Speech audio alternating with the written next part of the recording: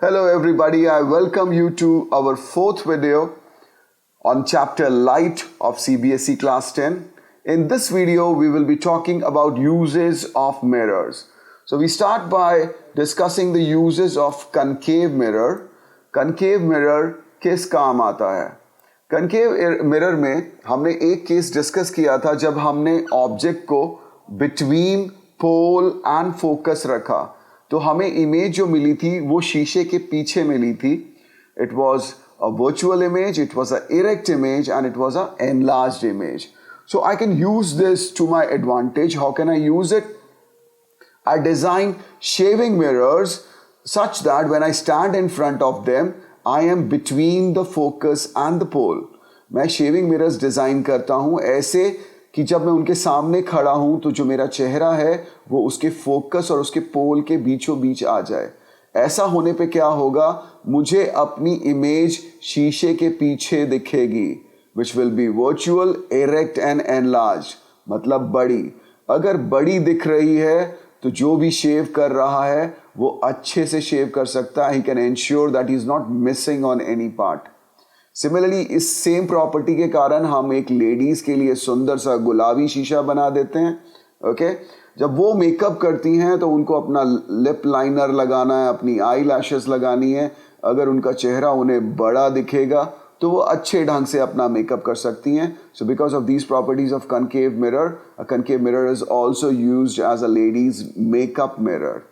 Okay, अगर आपने मीठा बहुत खाया, खुदा न खास्ता दांतों में कुछ हो गया, आप डेंटिस्ट के पास गए, तो डेंटिस्ट आपके मुंह में एक लंबी सी डंडी लगा हुआ मिरर डालता है. Okay, this again is a concave mirror, it is called a dentist mirror. What does it do? Again हमारा दांत जो है वो ऑब्जेक्ट है और इस ऑब्जेक्ट की पोजीशन ऐसी हो गई कि वो इस मिरर के फोकस के अंदर है, towards the pole. It is between the focus and the pole.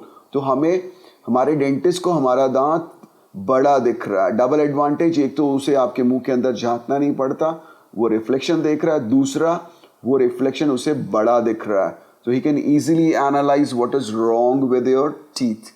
Got it? The other uses are, I can use a concave mirror as a reflector. Okay? मैंने क्या किया, जो मेरा बल्ब है उसको मैंने कनकेव रिफ्लेक्टर के फोकस पे रख दिया.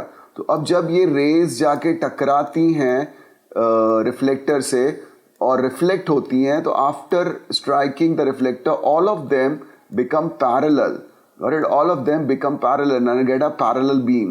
तो मैं अपनी लाइट जहाँ पे मारना चाहता हूँ वहाँ पे फोकस कर सकता हूँ. सर्च लाइट्स का भी एग्जाम्पल है सेम प्रिंसिपल के ऊपर.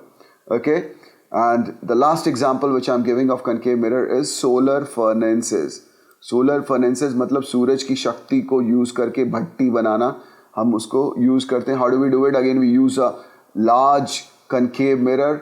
ओके, और सन से रेज आ रही तो they are parallel, we keep it at an angle that they come parallel and once they are reflected they are concentrated at a point, the focus, and we can generate a lot of heat at this point and we use it to our advantage.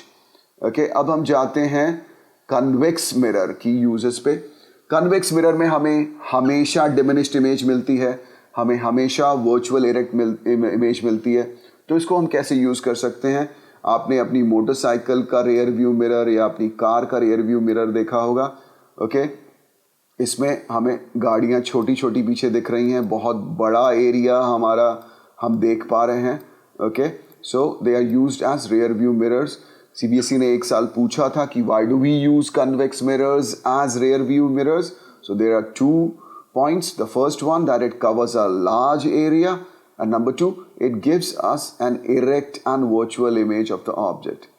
इन्हीं properties के कारण हम इन्हें shop security mirrors की तरह भी use कर सकते हैं, जहाँ पे जो मालिक गल्ले पे बैठा है उसके सामने एक शीशा है, वो शीशा एक कन्वेक्स मिरर है और उसमें उसकी पूरी दुकान दिखाई दे रही है पीछे.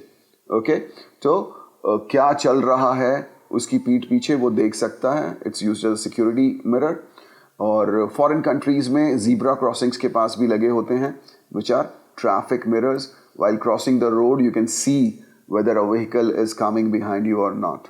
That's all we have in this video. We'll come back quickly with our next video wherein we'll discuss mirror formula and magnification. Thank you very much. Keep watching.